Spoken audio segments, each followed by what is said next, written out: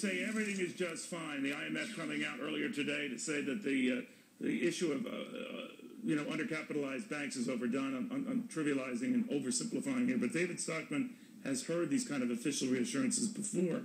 We're in a lot of them again, just like we heard in 2008. A repeat? Yeah, I mean, I don't think we ever solved the problem in 2008. 2008 was just a warning sign that for 20 or 30 years, not only the United States, but most of the Western European democracies had been basically in a period of self-deception. They had been building this welfare state. They had been building this tax burden. They had been building all of this crony capitalism where there was so much intervention in the economy, so much at stake in the political process that it became difficult to govern.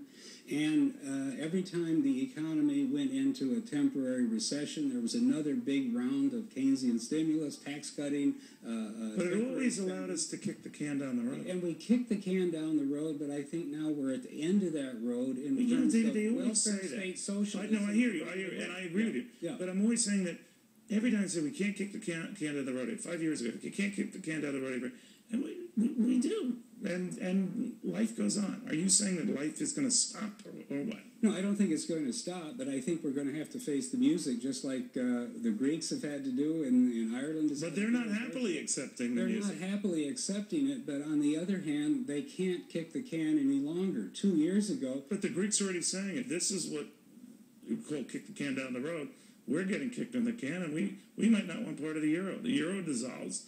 Then we've got a real mess, right? Yeah, because look, the alternative is if they leave the euro, which is very likely and I think probably necessary, they will default on this huge amount, $400 billion. So that's their problem, not ours. What do you say to people who say that? When they default, it will be the signal to the sovereign debt market, the government debt market of the world, that governments can default, that they can't keep bailing each other. We've already known that through smaller but the governments. Markets don't believe it, okay? And Argentina... So they haven't had their wake-up moment yet. I think the wake-up moment is upon us. This is why the markets panic about Italian debt, which is 110%. We'll leave the Italians alone then. So but the point is that you think, in other words, it does get worse. Slowly, the wake-up call is coming. It is dawning. It is setting in. Like when? It's happening right now. This is why there's so much volatility in the markets, day by day, week by week. Well, did you read all those bullish Barron's analysts who said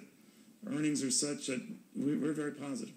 Well, of course, Wall Street touts, which is what most of those so-called analysts are trying to sell stock. Well, you just alienate people left and right, don't you? Well, look, they want to encourage you. Want to throw in the Catholic Church? Anyone else? Look, it is dangerous right now to own stock in this market. So you wouldn't buy? What do you do? Well, I think there's a reason why gold went over $1,900. So you like gold? Of course I do. You don't like stocks? I don't like stocks because you like treasuries.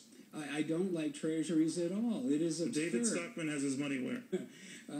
Basically in cash and gold. It's the only safe place right now because these capital markets are all under tremendous stress as a result of the mess that we've got ourselves into fiscally and because of the absolute disaster that's come out of the Federal Reserve.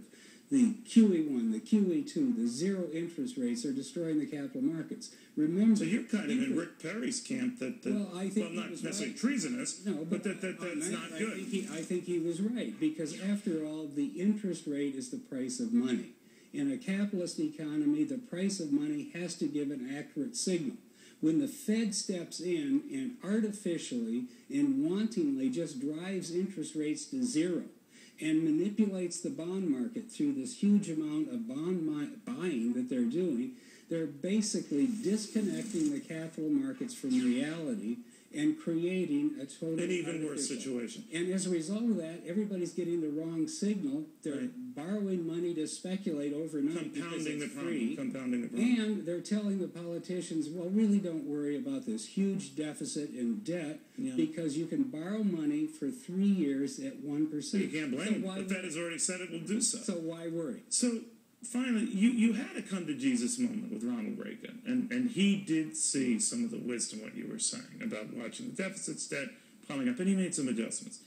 If you were this president's budget director, what do you think the reaction would be with an updated version of what you told Ronald Reagan. Well, he needs to set aside his ideological beliefs as well. That's what Ronald Reagan had to do when he signed these tax bills to No, I don't think he will. And I don't think this president will. I think he's coming out with another $250 billion spending stimulus on Thursday night. It's exactly the wrong thing to do. We can't afford it. It's just going to drive the deficit. So you'd be disappointed in that meeting, too. So he'd probably take it to the woodshed. Probably would. But I don't know how this White House can believe, after last December signing this huge tax bill, $800 billion of added debt over a couple of years, supposedly going to stimulate and give the economy a real happened. What happened? The economy has not gone anywhere because the economy is suffering from a 30-year problem.